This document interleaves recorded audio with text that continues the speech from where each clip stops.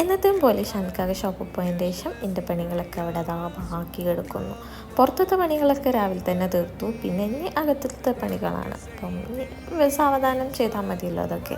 അപ്പം അടിച്ചു തരിക, തുടയ്ക്കുക, അങ്ങനത്തെ ഓരോ പണികളൊക്കെ ആയിരുന്നു ഇനി ബാക്കിയുള്ളത്. അപ്പം അതൊക്കെ കഴിഞ്ഞതിന് ശേഷം ഫ്രഷായി. പിന്നെ ട്യൂഷൻ ഉണ്ടായിരുന്നു. അതിങ്ങനെ നീണ്ടുന്നുണ്ട് ഒരു 3 മണി വരെ. 12 o'clock സ്റ്റാർട്ട് ചെയ്താൽ ഒരു 3 മണി വരെ ഉണ്ടാവും. പിന്നെ അതൊക്കെ കഴിഞ്ഞു കിച്ചണിലേക്ക് നമുക്ക് നോമ്പ് തുറക്കാനുള്ള ഫുഡ് കാര്യങ്ങളൊക്കെ ഉണ്ടാക്കണമല്ലോ. അപ്പം 3 മണിക്ക് ശേഷം കിച്ചണിലേക്ക് വന്നു. ഇപ്പം ഇന്നത്തെ സ്പെഷ്യലി കാര്യങ്ങളൊക്കെ സെപ്പറേറ്റ് ആയിട്ട് ഒരു വീഡിയോ തന്നെ അപ്ലോഡ് ചെയ്യലുണ്ട് ഡെയിലി. അപ്പം അതിൻ്റെ ലിങ്ക് കാര്യങ്ങൾ വേണമെന്നുണ്ടെങ്കിൽ ഞാൻ എൻ്റെ പേരിൻ്റെ തൊട്ട് താഴെ കൊടുക്കുന്നുണ്ട്. അപ്പം ഒന്ന് ചെക്ക് ചെയ്ത് നോക്കിയിട്ടോ.